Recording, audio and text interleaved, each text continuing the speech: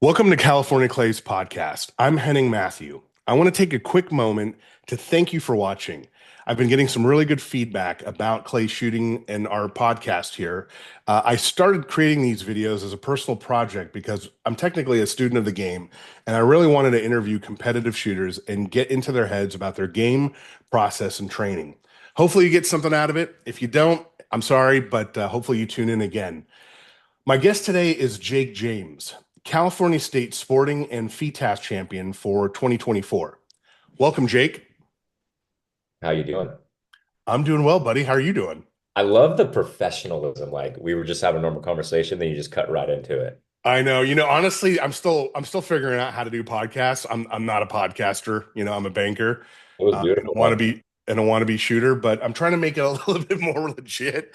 I've been getting feedback from people. They're like, "You need an intro, you need a logo, you need a this," and I'm like, you know what? I don't know. I don't know if I need all that. I think I just You want need to get some right into Spanish it. commercials. Yeah. I don't know. I don't think anyone's going to want to sponsor this, so I think we're just going to dive into it. But It's um, all the reason why I wanted to interview you, a lot of people may not know you, but I think you've been kind of a little bit on the scene the last 4 years. So some people may know you because you've been on the regional and national stage a little bit, but more importantly for California Clays, you've been tearing it up in the California scene, and you started only just 4 or 5 years ago, right? When did you start? I started in 2020. Yeah, it was a couple of buddies at a trap club that I shot at. I mean, you've shot with them obviously, but for people who are listening, um, a trap club, and then they were like, "Hey man, you're a pretty good shot. You should try out Sporting Clays." So I went with them to, I believe Comanche was the first one that I went to. Signed up, and then that was February or March of 2020, and then Okay. just took off from there. And did you immediately started competing, or did you start shooting just fun shoots and then started deciding you wanted to compete? It was immediately competition because I was like shooting against like Doug and Dennis and all of our buddies. So it was like right out of the gate, it was already a competition. Even though I didn't know anything about like the classes, like I was trying to beat Doug, Dennis, and all of the guys that we shot with. So it was like, this is something that we can compete at. We're keeping a score. There's a little bit of money on the line. So yeah, it's competition right out of the gate. So was it the competition that kept you in here, or did you just really enjoy shooting? I love shooting, but I think the competition is what like makes it an obsession because just going out and shooting, like if I take when I used to take my buddies before, everything got so expensive, nobody wants to shoot anymore. Um, like shooting's great, it's fun, but like once you're done, like that's kind of it. So the competition, there's something to like forward to. There's something to like aim and shoot for, like with the classes and all of that. So Mm. I think the competition kept me obsessed, but obviously the love of shooting is the reason why I wanted to do it. Yeah, one of the things, so like I said, you've only been shooting since 2020, and that year you shot 16 tournaments for Okay. a total of 3,950 registered targets. That year when you started, were you training quite a bit, or were you just starting to get your feet wet by the doing the competitions and the tournaments? It was mainly get your feet wet, but yeah, I was trying to figure everything out. Like I thought I had an eye dominancy issue. I thought I had, like I went from shooting with one eye closed because the only thing I've ever shot before that was trap. And it wasn't even trap as in like, you shoot your singles and your handicap. I would go to trap clubs and just shoot games. Right. And it was all self-taught. So like I had no idea what the hell I was doing. It was just, close my eye and then hope I can hit the target. And it ended up doing pretty well. And then once I went to sporting, everyone was like, dude, you have to get both your eyes open. Like you can't keep one eye closed and try to, track these targets. So then once I started doing that, I never shot a gun with both eyes open. So I was in like a process. It was a huge learning curve for me. Let's say that it was trying to learn how to do that and try to learn all of the different targets, all the presentations, and then distances, speed, angles, and all of that. It was a lot to take in. Now, what was your eye dominance issue? You were cross dominant or left dominant or I think I'm like more center, but I I don't know. I want to say like for the sake of shooting, I say I'm right eye because it's just having the confidence in saying that you are. I mean, it eliminates the doubt. Right. I think I am like a little more central than my right eye, but I could be wrong. Yeah. I think the eye dominance thing, there's more and more info coming out about it. A Dr. Laby just put out a podcast about it being, the binocular vision is still good and you need to utilize both. But depending on the sport that you do, shooting sports definitely requires you to be dominant on one side or the other, and it helps to have that. But I'm cross dominant or middle dominant as well. But what I've noticed for me is as long as I'm looking at the gun or through the gun the right way or keeping the gun out of my face long enough to make the move, I generally do okay. But I've noticed that you stay in the gun pretty hard. Like you almost kind of have a similar to an Anthony Matarese mount. You're shooting a Beretta DT11. You're kind of Yeah. mounted into the gun kind of hard. Yeah. How did you adjust? I would say it's kind of the same thing. Like if I knew my eye in that rib, if I knew that location was going to be the same each and every time, and I didn't have any other variables to work with, I knew that's, and if I knew that, and then I knew how to break a target based off of doing that, I Mhm. knew pretty much where to put the gun and where to shoot the gun. And then after a while, it became second nature to where you didn't have to think about that anymore. And now it's just getting on the target, and now my body's just allowing myself to do it naturally, kind of a thing. Right. Right. Yeah, I think it can be learned, the look or what it's supposed to look like. For example, if you're seeing two barrels, the left barrel, if you're a right-handed shooter, is the barrel that you need to look through or see Yeah. clearly if you're going to be looking at it. So, Ignorance is bliss too. If you're learning to shoot a different way yeah. and you never know the proper way, just keep shooting that way, right? Like if it's Yeah. breaking targets and you're doing fine, don't mess with it. Right, And I right, think right. that's a big problem. That's why was like, I had this little tool where it was a bent piece of metal that went on your rib and then it went up on the left side. So Right. as I mounted the gun, it only showed Right. where my right eye was looking on the barrel. And I remember we went to the US Open in Kansas, me and Stephen Menifee, shout out. Shout out Um, to Menifee. Shout out to Menifee. We went there. I got my stock made from Jim Greenwood, which I had no idea that that was even a possibility. Um, and I went and shot one of the events, and that little bent piece of metal popped off. And Yeah. I was losing my mind. I was telling Steven, I was like, dude, there's no way. Like, I'm going to hit 10 targets. This is going to be terrible. I'd rather just go, back and see if I can fix it. Right. We ended up losing it in the grass. We couldn't find it. And then I'm not saying I shot well, but that moment from there on, once we shot, Steven was like, dude, you're fine. And then I was like, oh, shit. Okay. Yeah, let's just keep shooting. Yeah. Once you learn the sight picture, I feel like it ends up being fine. I think you were with me actually when we were training when I took my Ruby sight off, remember? That was hilarious. I shot with the Ruby sight for so long, and it was a great tool for my eye dominance issues. Yeah. It has a little tunnel, and you can only see the sight when you're looking at it right. And one day I was just like, you know what? I'm just taking this thing off, cut it off, and I rest. was Well, there. I it was hilarious.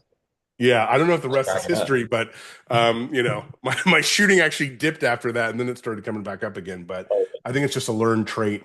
it is. And if you get So used to it for so long, that's the problem. It's like I yeah, want to go back and revert to what I know. And right. that's where you have to erase it and then keep moving forward with what you got. It's kind of crazy how little adjustments take time to adjust to. Insane. Little changes, Yeah. whether it's your sight picture, whether it's your gun, whether it's your comb height, or whatever you're messing around with, the weight of your gun. I think, those little nuances can make a big difference sometimes. Oh, yeah, definitely. So let's talk a little bit about your training and kind of how you came up the ranks. That year in 2020, did you have any coaching? That's when I met Nick Barry. I Okay. met him probably 2 to 3 months in. And again, thankful to my friends who were already in the shooting world and, doing sporting clays and all that. Yeah. Um, they, two of them actually went and got a lesson from him. And when they got done, they called me and they were like, hey, you're new. You don't have any bad habits that you've learned yet. You don't know how to shoot, and this guy knows what the hell he's talking about. So Right. just go to him, learn, and you'll learn right out of the gate the proper way to do things, and that's going to be your best step moving forward. Right. So, yeah, I did have I think I had like 1.5 lessons. I had one full lesson by myself, and I split a lesson with a buddy when I first met Nick. And then after that second lesson, Nick was like, "Hey, you should start traveling." And so then that's when he took me out to, I think it was Greater Houston Gun Club for the South Central Regional, I think in 2020. So in your lesson, what did you learn in that lesson? Like what was it that you took away and you started implementing into your training? The connection with the target, because coming from, I don't want to say a trap background, but that was the only thing I knew how to shoot. Um, it was connect to the target, feel the target, understand the speed, understand the angle and the distance and everything, and kind of move fluidly with the gun with that target versus before. I was just so excited to shoot that the target came up, and I'm like, oh, just put the gun out there and get it. Like I didn't know what the hell I was doing. So he broke down like the technical like way around shooting and how you should look at the targets first, understand what they're doing, come up with your plan, and then freely shoot after that. And so that's what really helped with the um, tournaments and eventually traveling those type of tournaments with those targets later on. I was able to understand the basics of them. And when I started traveling, I hadn't seen 90% of those targets, right? Like the first tournament we went to at Greater Houston, they threw a 90-yard Rabu off of a tower. And I was like, I don't know what the hell. I don't know what a Rabu is, and I've never seen anything thrown off of a tower. So being able to understand the basics and then apply it and then have it work, that's when it was like, okay, this is starting to make sense for me. Yeah, it seemed like things clicked very quickly for you. Because I met you around the time you were starting, and started kind of watching your progression over time. And I think the first time we shot together, I want to say you were like a C class or B class shooter. Do you Probably, yeah. remember something like that? Yeah. And at the I think I was like A or double A at the time, and you whooped my butt. I know that the first time we shot. Well, I was Uh, only in C class for a couple hours, so I don't know if it was exactly that time. yeah, yeah. But I think what you're really good at is you're good at taking instruction and then you're good at implementing that instruction. And then on top of that, you then build off of that. That's something that I've noticed with you because you're constantly thinking about the game. I remember having a conversation with you about a tournament after we had shot it, and you remembered every single station and what the targets were doing in every single station. And I'm like, I don't even remember what the last station did that I Oh, shot, you know? And that kind of told me that you were really, your head was in the game. yeah. Um, do you think that's super important, or is that just something that helped you with your game? I think it's I think it's up to the person. I don't want to say it's like if you do this, you're gonna be, a better shooter.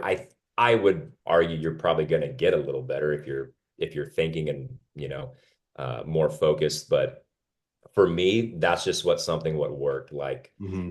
my brain just kind of jumps around too much too often. And so then with shooting, when it came to the competitions, I just kind of, quiet everything down and focus as hard as I possibly can on the task at hand and then let those 8 shots go or whatever it is. And then as soon as we get done, now it's like, all right, we can relax for a little bit, hang out, bullshit. And then the next station when it comes up now, it's like, all right, let's focus back in and then let's dial everything in. So I think doing that for me is what led to um, my small successes that I had. Hmm. Yeah, I say for me, it definitely worked. It might not work for everybody, but that's definitely what helped me, especially learning as much as I needed to learn in such a short period of time. I think that really helped a lot too. How are your eyes? Like, what color are they? No. They're beautiful. I know that. Debatable. Um, when we went to was that California State in LA when we had that eye test thing that Yeah. you made us do? Right, right, right. I made everyone do that, I think. When we did that, they said my eyes were pretty damn good. Okay.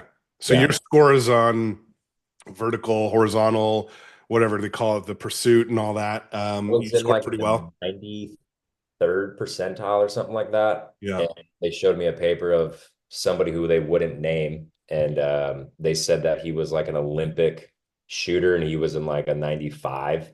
And I Hmm. was like 2 points behind him. So yeah, I think my eyes were pretty decent. But you've never gotten an eye exam? No. I feel like those things are helpful, but I also feel like, it depends on the day, how hydrated you are. I took one day and then I took one the next day.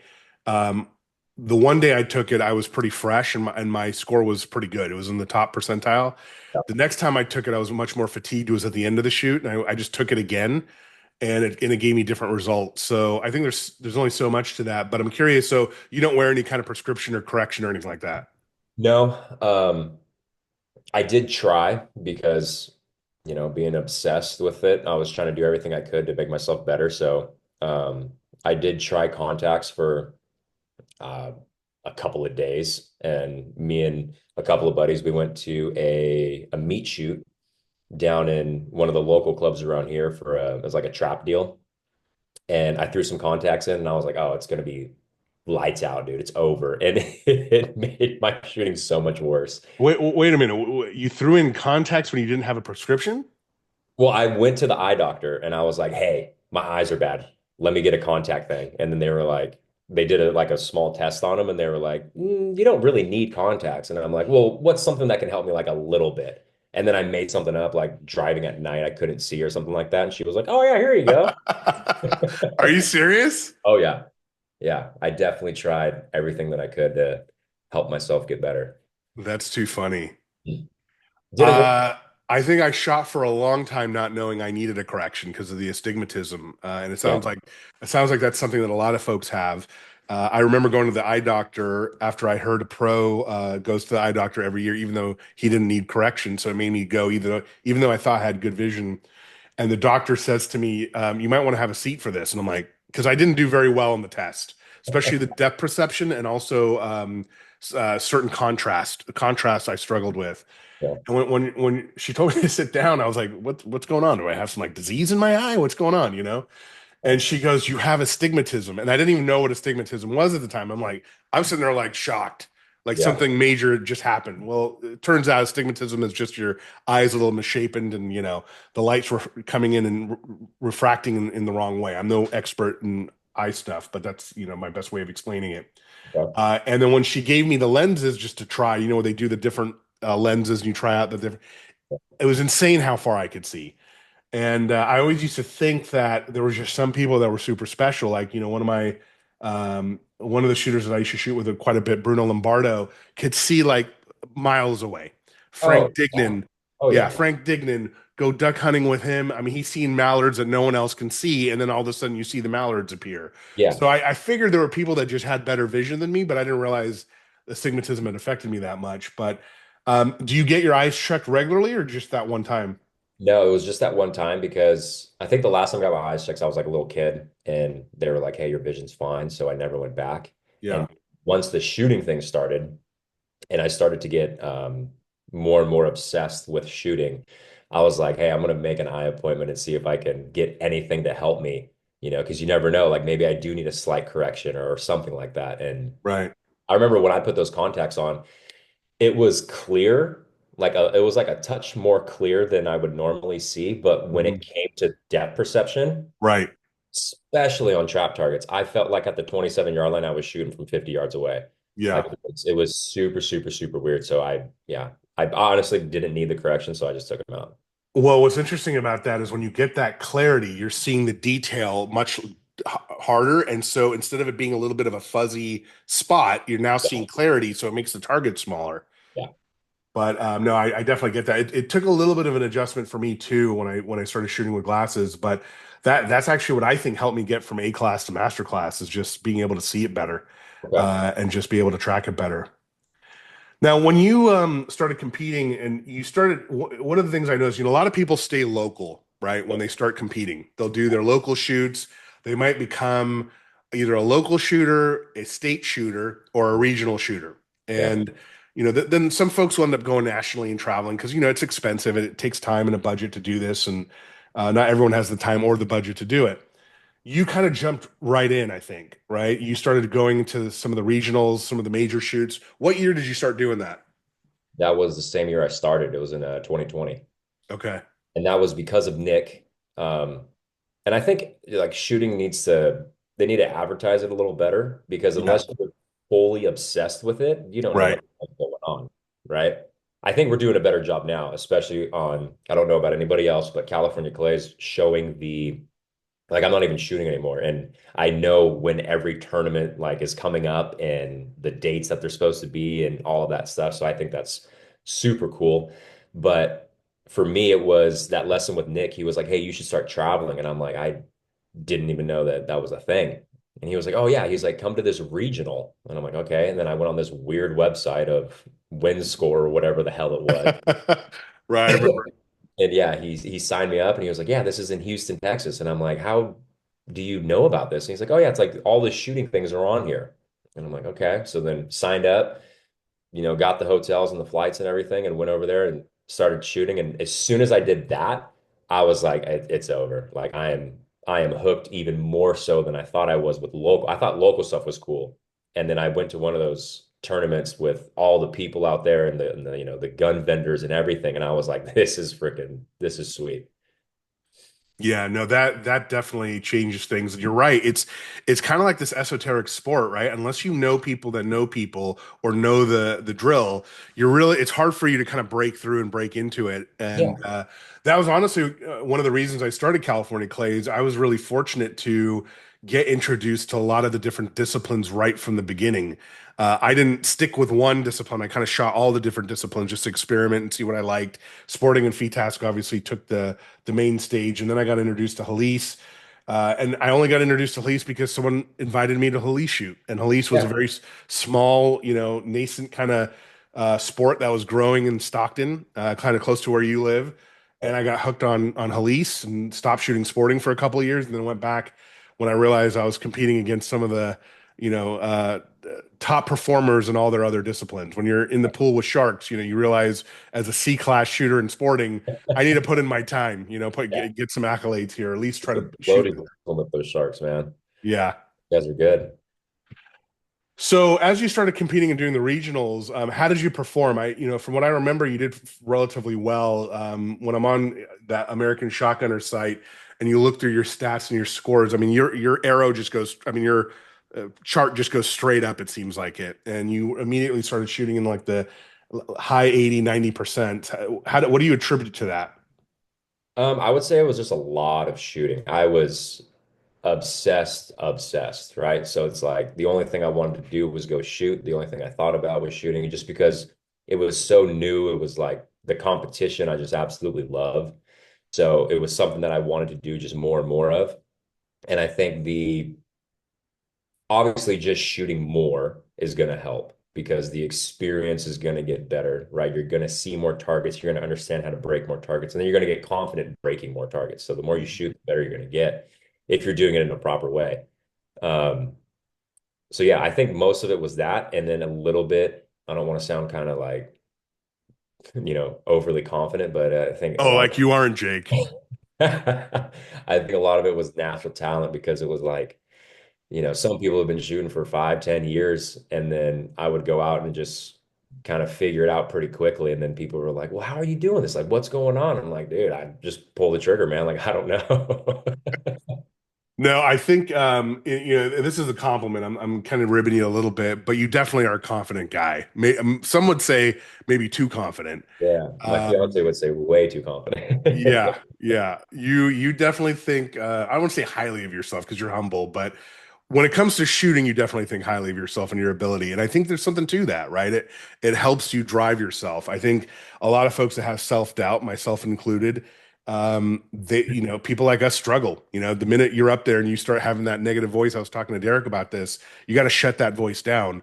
Do Yeah. you ever have that negative voice, or does that ever pop up? Or are you always like, I'm Jake James, I'm gonna get this? Yeah, I wish it was. For a while, actually, it was that way. But I think it was because ignorance is bliss, right? So when I Right. first started, the only thing I knew was to get better, and I always had a goal of getting better, and I didn't care who the hell was in front of me. Um, so like when I remember I went to I think it was Las Vegas, and it was the Western Regional there. And the only thing I was worried about was getting better. I just wanted to break more targets. I didn't care about, what my score was. I didn't care who was watching. I didn't care about any of that. So I remember when I finished that shoot, a bunch of people came up to me and they're like, "Man, you tore it up." And I'm like, "Well, what happened?" And they're like, "You're the only low class shooter to beat like everybody." I think I was in B class and my scores beat all the way through double A. Hmm. And this is like my fifth or sixth month shooting at a regional, and people are giving me all this credit. And I was like, well, there's no pressure there because you don't have to perform, right? No one knows who I am. So it was the getting better part that I didn't have the voice. And then once I started to get better and I knew people knew who I was, that's when the voice started to creep in. And Right. that's when learning how to manage that and shut it down, that is a whole nother, you know, it's a whole nother ball game, is what I found out. Well, we'll talk about that. What was your process for that? A lot of it was like a slight version of like meditation, where it's mostly just focusing on the present moment and like breathing and things like that. Because if you let your mind wander, it can go in 1,000 different directions. So if you channel your inner thoughts or that voice in your head to one specific thing that you need to do, um, that's where it kind of shuts everything out, and your brain can't then think about those 1,000 different things because you're telling yourself this is the one thing that we have to do right now. So I started with breathing techniques, and it was mainly just when I started to feel like I was going to get nervous. And a lot of the times it would happen with big targets, and we were shooting for score, obviously. So that's when it was like, all right, take a few deep breaths, step away from the moment real quick, and then let's go in and then, try to calm everything down and shoot. Um, After doing that for a while, though, it didn't feel like it took long, but after a while, it just became like second nature, to where it was like I didn't have to think about the breathing. I just kind of did it. And then I was able to shut the brain off, to where it was like, there's no reason to get nervous, right? You're the only person that cares about your score. You're the only one that knows what the hell you're doing. Everyone else is worried about themselves. They're not watching you. They don't care about what's going on. And so then once it became sort of like second nature, and then you kind of have that realization that everyone else is just trying to shoot their best scores, and it doesn't really matter if you miss this target or you hit this target. Um, Once I came to that realization a little bit, then that's when it started to kind of just happen more naturally, that I didn't really For have you. to. Yeah. Yeah. It's crazy how breathing can make a huge difference. I remember tournaments that I consciously made an effort to breathe and relax before I called for the target. Things went better for me. Huh. But then the moments I don't, and it happens more often than actually remembering to breathe, Yeah. you don't do maybe as well because you let that stuff creep in. Yeah. Um, would you say, you're a pretty healthy guy. You're, a CrossFitter, if I remember correctly. Yeah. You're at the gym probably what, 4 or 5 days a week. Uh, yeah, totally. I used to be. It's more now it's, tapered down a little bit, but during the shooting season, yeah, it was 3, 4, 5 days a week. So for you, is it important to be fit to be able to shoot well? I would say so, just to be, um, I think just being fit makes you feel better, right? Regardless, versus not. So for me, because I've always been that way, it's just something that it's just another box that I'm checking off, right? So it's like, hey, I feel good today. Got the cardio in or lifted weights or whatever it is. Um, I don't necessarily think you have to be, but for me, again, personally, I think it's something that definitely helped. What is your training like? What do you do? Do you incorporate anything specific for shotgunning, or is it just around overall health? No, it's overall health, but it's more mental. And I think that's the big thing with CrossFit is CrossFit sucks. It's not fun. It hurts really bad.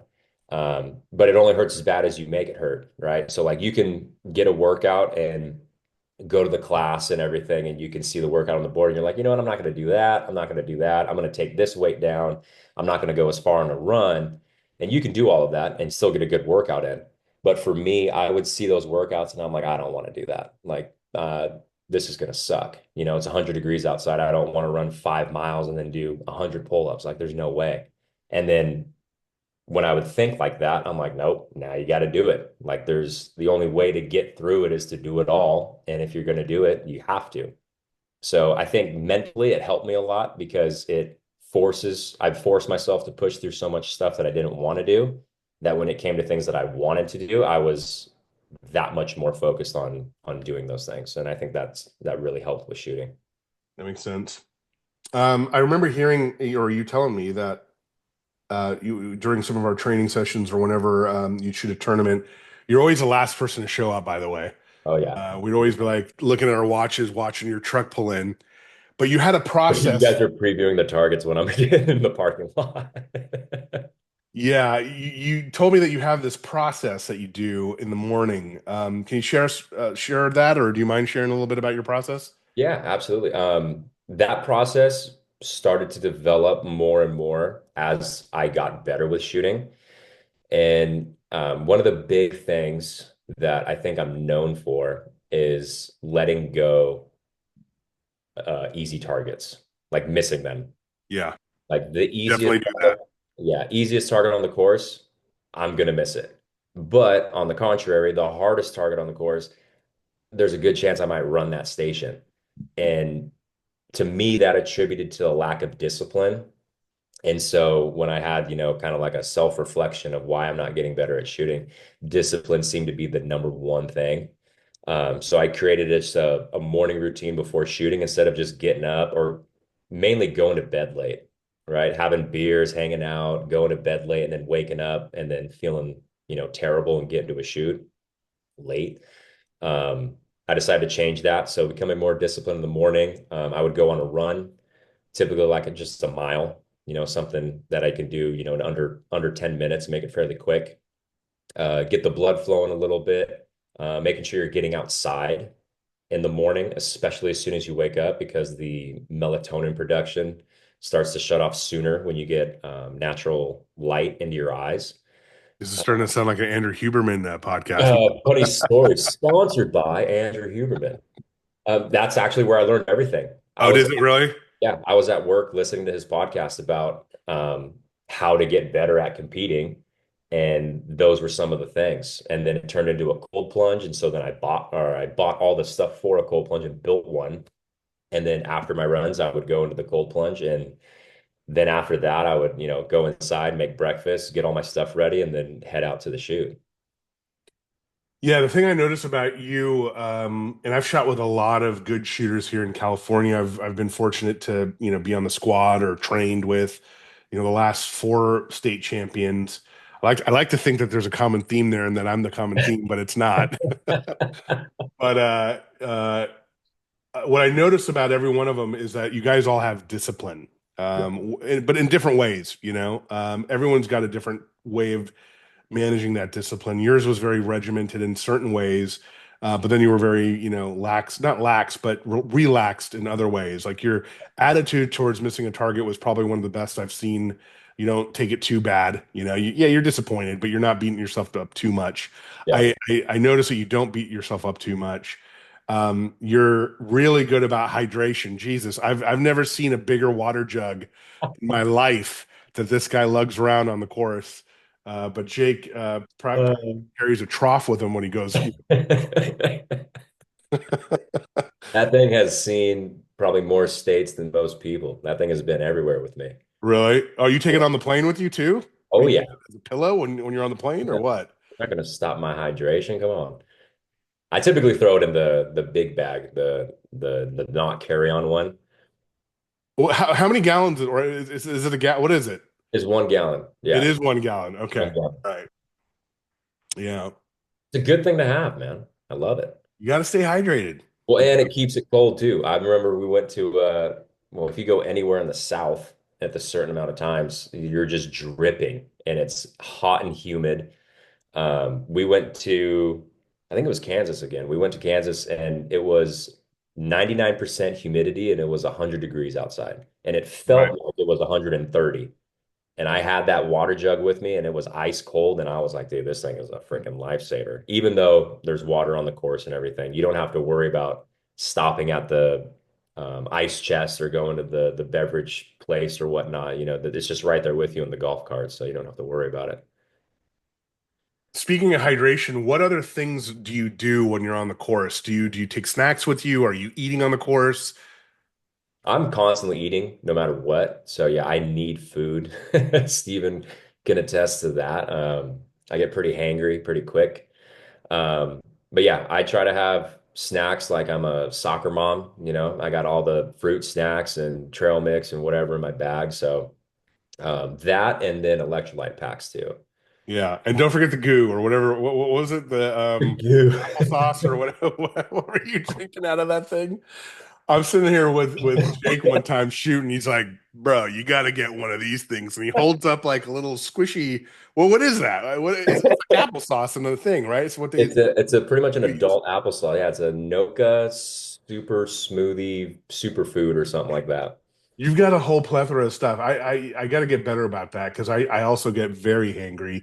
Yeah. Never eat on the course, and I think you need to eat like halfway through and get some blood sugar stuff going. Oh, and some of the regionals we've been to with the weights, like you're on the course for 3, 4 hours. I can't go 3, 4 hours without food like that. Right. And that's insane for me. I can't do that. Where would you say is your favorite place to shoot? You've been traveling quite a bit. In fact, of I think most California shooters, I could be wrong, maybe Tom John and a couple people from LA as well travel quite a bit. But Big definitely Northern California, compliment. you and Steven were the ones traveling the most, right? Yeah, yeah. I mean, to us, yeah, in our area, I would say we were, being like the Northern California side. Yeah. Um, I would say the coolest place that I've been to, and it's probably because it was my first one and it was the first time out there, but I also think it's just a gorgeous spot is the Greater Houston Gun Club. Okay. You know, I love Nationals. Nationals is just such a super cool place to go to all the time. Um, but yeah, I think like Northbrook, Greater Houston, um, the Big Red Oak Plantation in Georgia,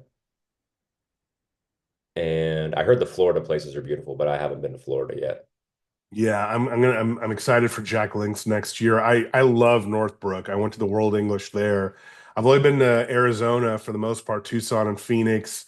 Uh, actually, Idaho for Nick's place, Yeah, and then Nick's places. Nevada, and California. But that's about it for me. I need to get out a little bit more.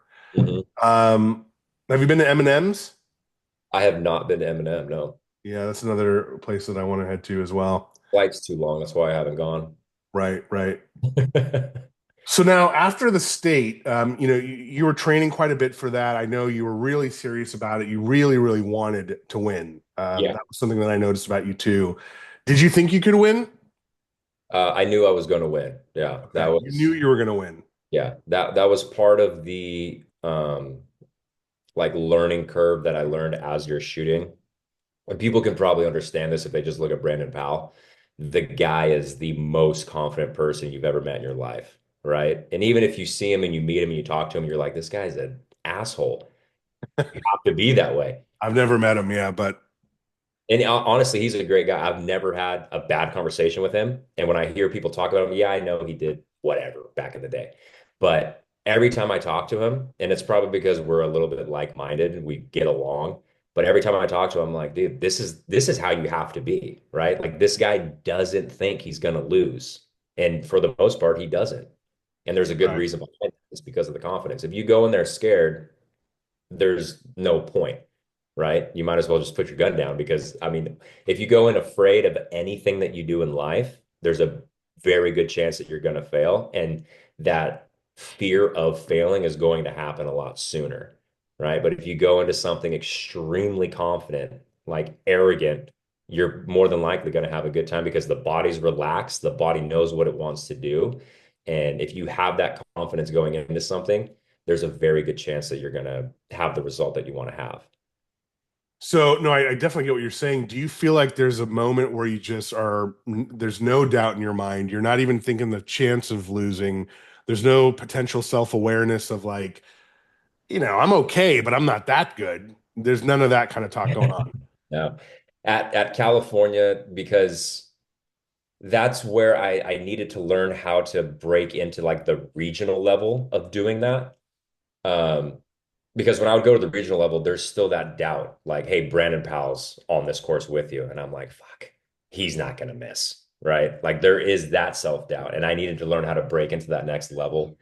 Um, California, I don't want to sound overly confident, but with California, I knew I was one of the top shooters. And then I told myself, I'm gonna be the top shooter. I'm gonna win everything. Like there's not gonna be one event that I'm gonna lose. And then hindsight, I did lose one, but or actually two. I think I became runner up in the prelim. But you go into everything with that amount of confidence, and Yeah. that is what allowed me to push myself to go, even further. Yeah, you were runner up in the prelim, just one target below Mike Dienda, but in the main event, the FITASC event, you won both of those pretty handily, I should say. And Yeah. then you also won the all around. And on the all around, if I remember correctly, you were ahead of the next person below you by 20 targets. So you won that pretty handily as well. So um, no, that's good. I was with you. I didn't shoot with you during the state, but I remember being with you and kind of seeing your confidence and kind of how you went with it. I think we actually did shoot a couple We shot events. FITASC together. You filmed my winning shot.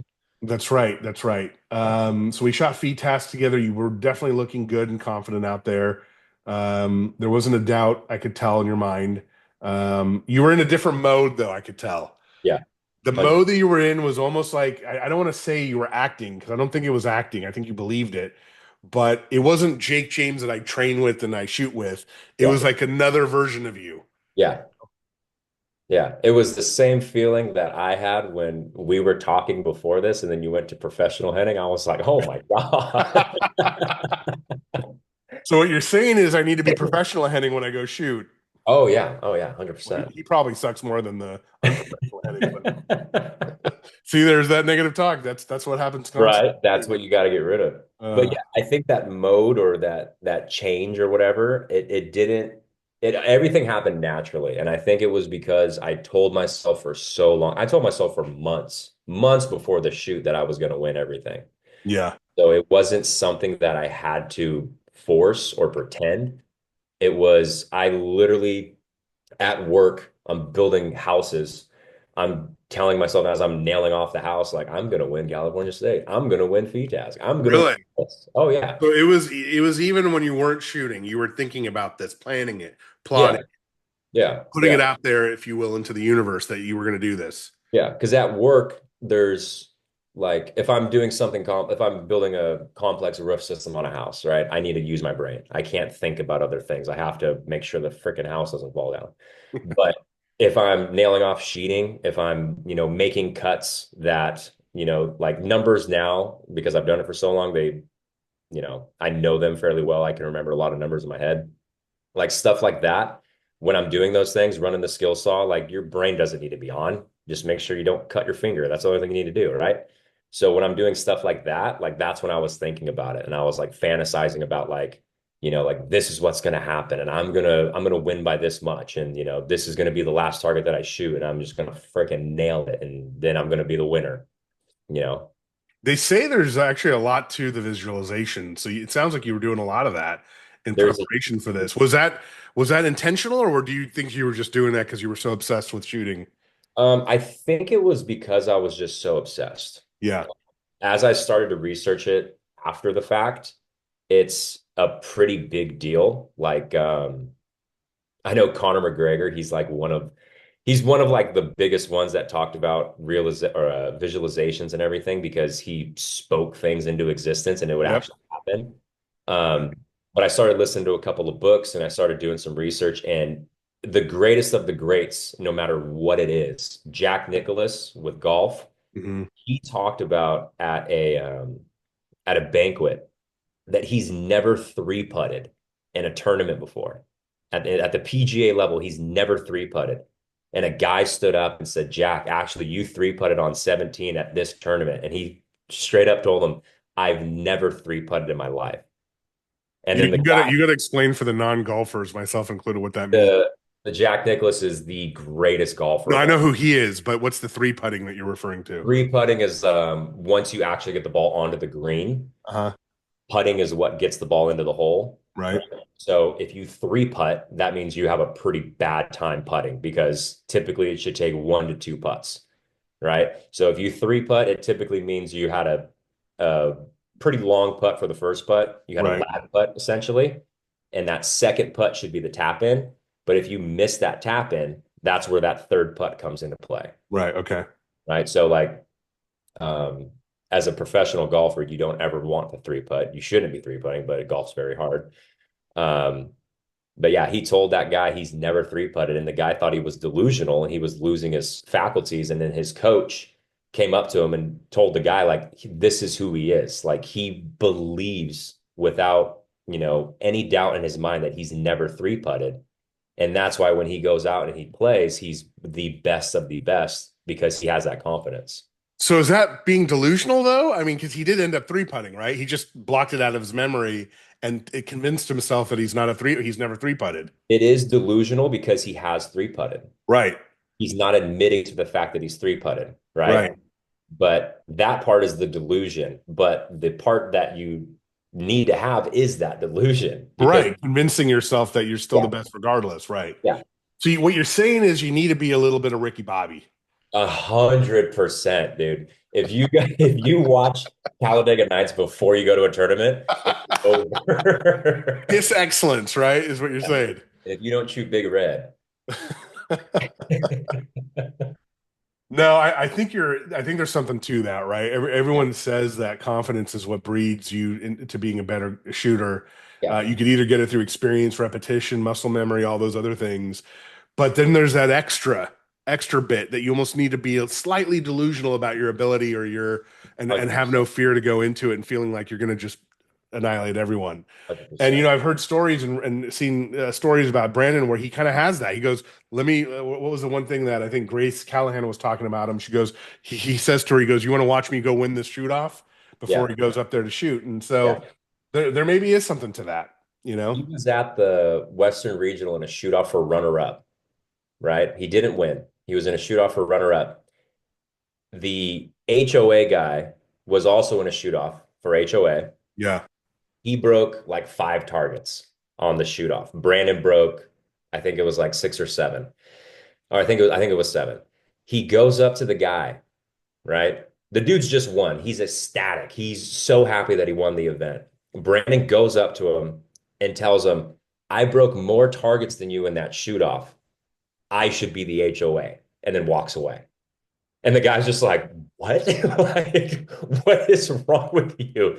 But that's actually the first time I talked to Brandon after that. And I was like, dude, like, that's how you have to be. Like, right, you, right, you have to be in the sense of like, I'm the best, you right, know? And he was telling himself in that moment, that delusion came true. He had to go tell him, hey, I am better than you. This is going to be the only time that you beat me. right. I think it was the only time that that guy ever beat Brandon. Yeah. No, it's that's a good point. I mean, and it's a good story. It's just if you're not naturally that guy or gal, what do you do? Do you act it out? Do you play the part? You train. You train just like anything else in life. I don't think there's many things that people can't do. Funny story, we this is probably my delusion. We just came back from the Blue Angels. There's a lot more delusions coming. We just came back from the Blue Angels Air Show in Sacramento, which is badass, by the way. Like the fighter pilots, the stuff that those guys do is absolutely insane. It is. It really is. I was sitting there telling myself that I could be one of those.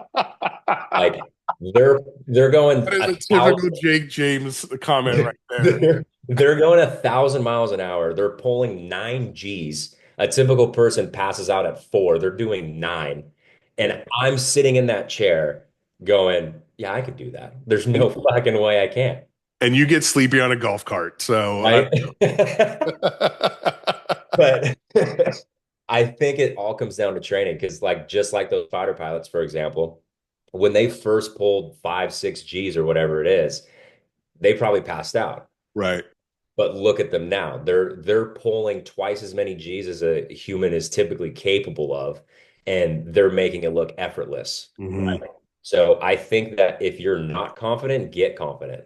And if you don't know how to get confident, that's what you need to look at. And you need to do a lot of self-reflection, a lot of assessment, say what is bringing down this confidence, what is stemming from this, right? Could Right. be with your childhood, it could have been, you got bullied, maybe you were overweight or whatever it is, but you have to train just like anything else. And I think confidence, I might be talking out of my ass because it comes a little bit easier for me, but I think something like that can be trained into the body and you can become super, super, super confident. Were your parents very supportive in your endeavors growing up? Did they give you a lot of encouragement? Did they tell you that you can do anything? I mean, how was your childhood and upbringing in that way? I think it was very good. Obviously, my parents were hard on me. They were obviously trying to push me as much as I possibly could go. Um, but they were definitely encouraging. It wasn't like, hugs and kisses every single time, but it was definitely like, hey, you're putting in a lot of effort. You're working your butt off. And even though you're not as good as these guys, you will get there. Yeah. And so, like, I've been, freakishly tall for, most of my life until I got to what, like 25, and I started to tap out. But ever since I was younger, my parents always put me in the grade up for like basketball and things like that. So Hmm. I was always playing with people that were one step ahead or maybe a little bit taller or a little bit faster. And when it eventually came to the time for me to play down to my grade level, I was light years ahead of the people that I played with because I had been playing with everybody who was significantly older than me. Hmm. So I think that they were encouraging, but they also pushed me a lot to where I had the confidence to then, pursue things with a full head of steam and know that if I work my butt off, if I'm dedicated, if I have discipline, that there's going to be a pretty good result. No, that makes a lot of sense. I think a lot of parents, there's a lot of folks that are, putting their kids into sports because they want their kid to have an outlet and have a thing. But then I think there's a lot of parents also that put their kids in the sport because they want that kid to do something that they couldn't do themselves. 100%. See Absolutely. that? Yeah. And and the talk that they might give them sometimes can be at a detriment to them because if you beat it into them or you make it, not fun or whatever the cause may be, it could draw some of that Oh, yeah. negativity or some of that, Yeah. And I think that's where self-sabotage. when I was younger, I think I just had more confidence than other people because anytime that would happen to me when I was a younger kid, I would always be like, all right, prove it. Like if you think you can beat me, let's go play one-on-one, like right now. Like Mhm. whatever we're doing, let's drop all of it. And I will prove to you that I'm better. And if I didn't win, I would just work harder. Yeah. Right. And then I would get that chance again, like, hey, now I'm going to beat you one-on-one because I've been working my butt off and you haven't. Right. So I think maybe, from a younger age, I just had sort of an ability to be a little bit more confident. But yeah, I definitely think if you work at it hard enough and you're not confident, I think you can overcome it Yeah. 100%. No, I think that's definitely the case. It's just a matter of putting the time, energy, and effort into it, right? Is this a therapy session right now? Are we We're digging doing therapy. This are is we digging into California Henning Clays Matthew? therapy session for shooters. But no, I honestly though, the mental game is a big part of the game, right? And I so, would say it's 90% of it, honestly. yeah, and just understanding yourself, kind of how you process, how you deal with things, how you Yeah. deal with loss, how you deal with wins, all of that's super important in developing your acumen and your ability to shoot. So I think it's worthwhile talking about. Oh yeah, definitely. I want to hear some stories. You've been traveling quite a bit. What are some funny stories that you could tell us from the travel from the road? Anything funny? Funny stories, other than like the plane hitting birds and getting delayed, and we're not getting there till, That's not funny. I mean, not for the bird, but there, I remember there was one time in Arizona, I think we were just freaking delusional. Like me, Steven, and our buddy Kevin Bloom, we went back to the hotel. I think we went to Top Golf or something, and we were hanging out. When we got back to the hotel room, for some reason, we thought it would be hilarious to take one of my gallons of water and use it as a baseball bat. And Steven had these emergency gummies, and he would throw them and be a pitcher. We were playing. Wait. Emergency gummies. What do you mean? They're emergency gummies. They're like vitamin C gummies. Oh, emergency. Got it. Emergency, yeah. Yeah, got it. But they were these thick bastards, I thought and he was like a sugar dependent person and like needed to pop a gummy real quick to get his sugar fix. uh, no, we thought it would be hilarious to play baseball in the hotel room, and we were freaking hitting these things as hard as we could off the walls. And then at one point, we ended up duct taping Kevin's arms all the way around, and then duct taping the water bottle to his hand, and then we were just flinging these gummies at his head, trying to get him to see if he could hit them. Yeah, Oh my God. there's a few stories, but I don't know if I'm allowed to say, you You're know, allowed, but if you don't want to share them, that's all right. yeah, I don't know. But yeah, we definitely had a good time. I would say traveling to those shoots are some of the best like shooting memories that I have. Like, I mean, even if you don't shoot well and you don't, whatever, just going out and going to a new town with your boys and then going to the shoot and then, hanging out. And that's where you and I went to that one bar or whatever in the hotel room. We were hanging out there. I mean, there's a ton of Wait, different stuff. which bar? I think we were at Nationals when we Uh-huh. went down to that bar down there that we were just like Scoping the scene. yeah, I think we were just people watching. We were just laughing our Yeah. asses off. Yeah, Texas people, right? Texas people are great. I love Yeah. them.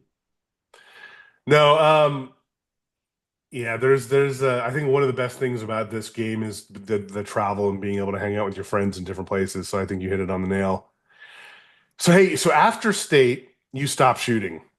Yeah. You want to talk a little bit about that? Like what caused you to stop shooting?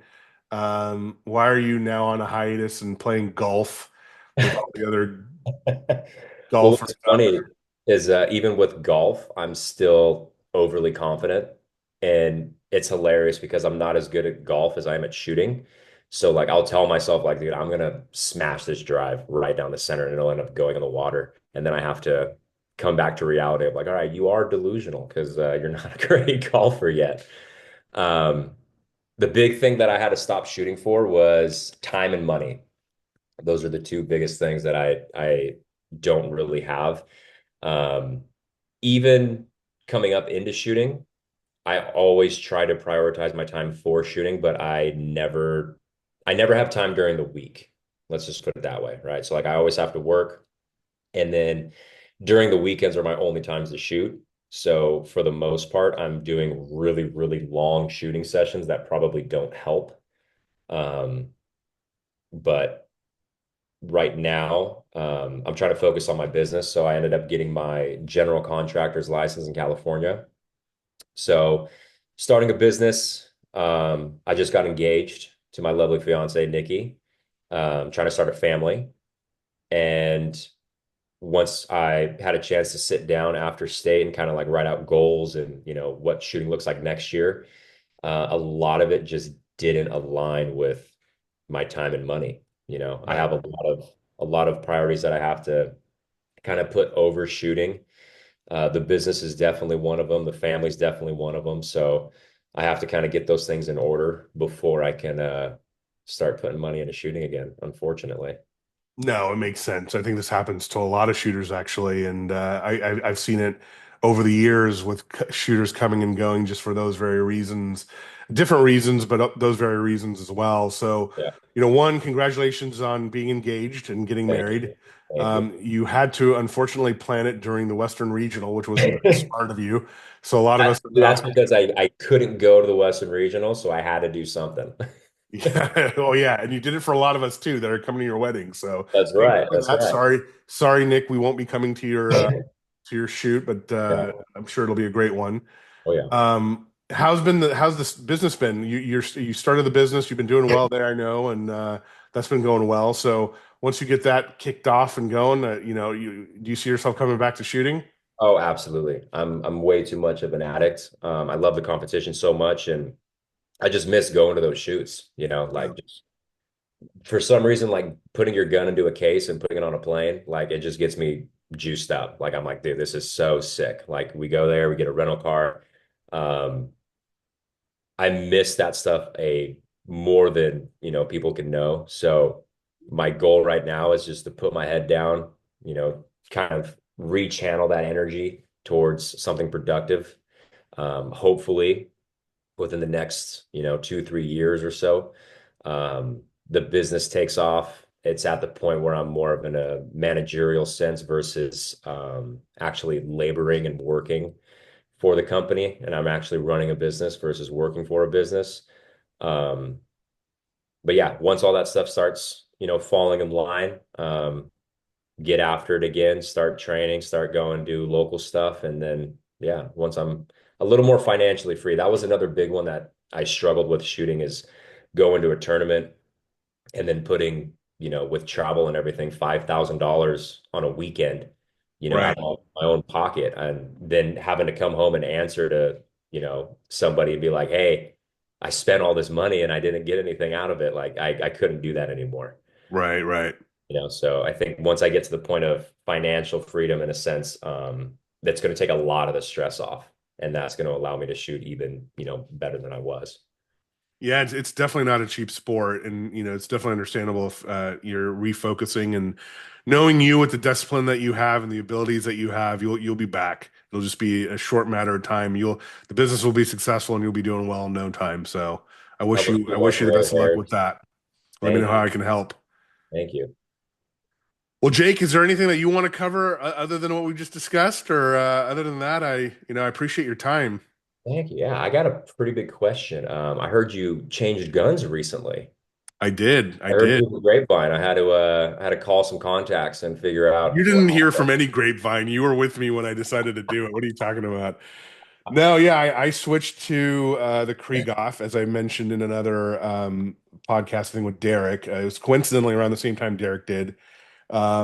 Really like the gun. It's been great for me. Really enjoyed my Kohler as well, and I still have my Kohler, and we'll shoot it. Part of I think the learning journey when you're shooting guns, and this is one of the things I didn't do, and hindsight's always 2020, is that I started off with autos, and I thought an auto was a pretty good gun, right? You're shooting a Yeah, light gun; it's easy to point. That was my style of shooting, and then I ended up going to a heavier gun from a Protzi Mirage, which is a heavier version of the MX8, yeah. to the Kohler. And the Kohler, at least my setup at the time, was a 9.5 pound gun, which is a pretty hefty gun. Oh yeah, Soaked up recoil. It was beautiful. I mean, I literally had to start working out just so I could shoot this gun. But when I did, it was a great gun for me, and I really enjoyed it. I shot it. I want to say 5 6 years. Kohler, I can't say anything bad about them. They're a great company, great people. They yeah, literally treated me like I was a pro, even though I wasn't a pro. yeah, Anytime I'd call, the gunsmiths were on top of it. Sean took my calls personally, could talk to him about different things, and he was just a really great person, and the service there was great. yeah, But I bought it used. I bought the gun used, and I wanted to make a little bit of a change. I wanted to shoot something different. I heard a lot about Krieghoff, and I wanted to go to a lighter gun. And I thought, the Krieghoff would be a right choice for me with the parkour. I ended up going the parkour route instead of the X or the yeah, Sporter. And you were with me, but we were at nationals, and I'm trying out all the different guns, which I wish I just did years and years and years ago. Because sometimes I feel like I could have gotten the same outcome with the Kohler also. yeah, But when I shot the parkour, it just spoke to me, and it felt like the right gun for me. And yeah, that sight picture, it's a really thin rib. It's a 6 millimeter rib. I could see around the gun better, and yeah, it just felt more pointable, and it just felt right. And that's really what I went off of after shooting the Parkour X, the Sporter. I even picked up a Caesar Guarini and a Zoli and a couple of other ones too. But that one just spoke to me, and I got a good deal from Kemble. She really hooked me up and put me into a beautiful blue receiver, and I've been more than happy with it. Ended up getting a Greenwood stock with it also, which I had on my Kohler. Greenwood's my go-to stock guy. He's great. Love working with them. He's probably one of the best stock makers out there. yeah. And spent the day with him in Kansas. That was a great time, and got to see the master at work. Oh yeah, Watching him do his thing is just kind of a cool thing, right? Because there's only so few people that could do that. I mean, Winnig does that, SNS. There's Stalker John in Oregon, yeah, and those people. I got to tell you, like I'm a big fan of gunsmiths, engravers, stock makers. These are artisans of our sport, It's really interesting to kind of see them work. I'm a little concerned that a lot of them are aging out, and we're not getting a new, school of people coming into that. I hope I'm wrong. Kind of I scary, yeah. know, yeah, I know Krieghoff has like a apprenticeship program or something, and maybe some of the other manufacturers do as I think well. Cole does. I think Cole has something going on too. Okay. Maybe. I could be wrong. Yeah, and watching all of those guys work and gals work on guns and how they get things done is just really amazing to me. It's a real craft and art. I'm hoping to get an engraver on the podcast next. And while you may think that there may not be a lot to cover with an engraver, I mean, what are we going to talk about? Etching in guns. I think it's an art form that gets overlooked quite a bit, even though it's a beautiful art form and it's insane. Just looking at some of these guns. So I want to get someone in here to talk about that. But I've been happy with my Krieghoff, and I'm happy with my Kohler. But I'm going to be shooting the Krieghoff for a minute. I've been enjoying it, just getting used to it now. Yeah, I remember shooting that Krieghoff when we did the demo, and I was kind of under the same boat. I just went with what I wanted because that was the only thing I knew. Yeah. But after shooting that Krieghoff, I was fairly impressed by it, and yeah, I was in the same boat. I was like, damn, I might switch, but I quit. Well, you were shooting the Beretta DT11, right? And you shot that thing really well. I mean, I can't remember what event it was, but it was a make or break final. You were competing against a pro. This was like when you were a CD. Oh yeah, yeah, that was in Arizona at the Western Regional, like Yeah. 2022, I think, 2023 maybe. Your gun was practically falling apart. You had like electrical tape on it or duct tape on it or some crap. Oh yeah, Your length of pull was 16. And now you're a tall guy, but I was like telling you, I'm like, yeah, dude, that's way too long for you. What are you doing? yeah. And you go and proceed to beat the pro at that. Right? Did you win that? You won that thing. I won the because it was like a finals, right? So there was like a top eight. Yeah. I won the first leg, and then I shot against Todd Hitch Oh, uh, okay. like an hour later, and it was so dark that when we were shooting the seven bird, you had no idea if you broke it or not because you couldn't see the damn thing. So that's why Todd Hitch beat me barely. But yeah, no, that thing was, and that's where I didn't know about Jim Greenwood. Like I had a factory stock with a adjustable comb, took the comb all the way up. Oh, it was all the way up. It looked terrible. I was like, And what the F are you doing over here? yeah, every time I shot, the thing would pop off. So I had to duct tape it down. And then I put so many spacers on the back of that Beretta that the screws stripped out. So I had to duct tape the back so the stock pad would stay on. That's right. I remember that. Yeah, and then somebody was like, "Hey, Jim Greenwood can make you a stock," and I was like, "This is insane! Like, let me do that." Funny story, actually. Then once Jim made my stock, I ended up cutting it down in my chop saw because I actually shortened my length of pull to like now it's probably too short. So I went from the longest one that you could possibly have that you shouldn't shoot to the shortest one that damn near pops out of your pocket every time you shoot. Well, the funniest part about it is I was giving you a lecture about the length of pull being too long. Then you beat the pro. You come Yeah. back to me, and I'm like, all right, maybe you should keep that length of pull. I was like, never mind. You're like, wait, maybe I should put mine 16 I'm like, inches. disregard what I told you, Jake. I think you're doing pretty good with that. Yeah, I think it worked.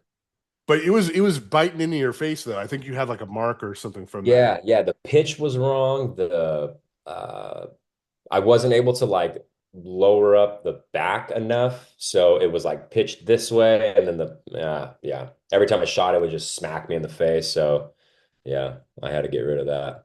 Well, it's a learning process. It's a journey, right? Absolutely. But Yeah. not to take anything away from your successes, but you definitely had you were put on the right path from the beginning, Yeah. right? With the training that you got from Nick, you teamed up with and trained with Stephen Menifee. You started shooting with me. Um,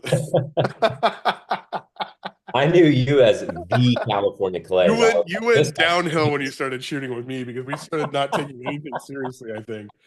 But no, but you got put on the right track and you were taught the right way. You got connected to the right people. You Yeah, went to the right tournaments, and I think that contributed to your success as well. 100%. Because instead of just shooting locally, right? Nothing against local tournaments, but there's only so much that those guys can throw. Right. Right? They don't have regional, national level type shooters at their entire shoot. They got guys who are just starting out. They're not going to throw a 90-yard Rabu off of a tower in FITASC, right? So like going out there and just being I able to, don't think anyone's thrown. Well, maybe. I don't, maybe Northbrook would, and maybe a couple other clubs, but a well, 90-yard rap boot. Oh, you're exaggerating. no, no, I think that was the closest the peg was when we first shot. The funny story about that shoot, there was Greater Houston Gun Club. I had shot one round of a 50 bird fee task, right? I had no idea about fee task. I shot one round at a local tournament. Nick takes me to Greater Houston Gun Club. We shoot a 200 bird fee task, the Grand Slam, and then we shoot a 200 bird main. And I'm like, dude, why are we shooting so much? And he was like, oh no, we're going to shoot like 900 targets this event. And then I was just completely mind blown. And yeah, that was the first time, the first peg that we shoot, I was like number three off the peg. And they're like, oh yeah, so you have this 90-yard Rabu off this tower. And then I think by the time we got done on peg three, we were even further back. We shot that tower as a true pair because there was a bat two with it. And it was like, I think by the time you actually ended up shooting it, it was like 110 in the air. It was 110 yards for the Rabu and then 110 yards for the bat two. And I freaking Dutched both of them, obviously, because I didn't know I didn't know how far in front you had to put the gun. But shooting those types of targets and understanding that's what's out there, that's what pushed the training and that's what pushed the creativity when we're practicing to then shoot harder and harder targets to prepare for those tournaments. And then I think that obviously helped. Well, that Helped. was the hook that was set for you for sure because you hate shooting easy targets. You're always Oh, giving Justin a hard time at Quail Point oh whenever yeah. you Oh, think yeah. he sets soft targets, which he doesn't. Yeah. But you Oh do no, like he to give him a does. hard time about it. They're charity fluff balls, dude. No, they're not. They're not. They're not at all. You're just Justin's gonna bring your neck next time he sees He's good. you. And He definitely doesn't. if he remembers that I said that, oh man, he's gonna be pissed. No, he sets great targets. He's been Thanks. working really hard at it, and he's like you, but on the target setting side. Yeah. This is Yeah. he eats, No. sleeps, and drinks it. You know what I mean? Yeah. He still texts me and he's like, dude, you wouldn't hit 10 of these targets that I set today. I'm like, dude, I'd hit him from the hip. There's that delusion again, but Right? no. From the hip. No, hey man, no, I appreciate you though. Thanks for joining me on this podcast and telling your story. I hope to tell more stories of shooters like you, not just the pros. I mean, you could easily be that if you put the time, energy, and effort into it. I believe, and I think you've got the talent and the ability to do it. But I appreciate your story and your background on this. It's been fun watching you climb the ranks so quickly Yeah. and kick my ass all the time. Uh, but it's been fun. It's Yeah. been good Thanks, shooting man. with you. I love that you're doing the podcast finally. We talked about it for a while. So yeah, I think it's super cool to get like a different perspective on it.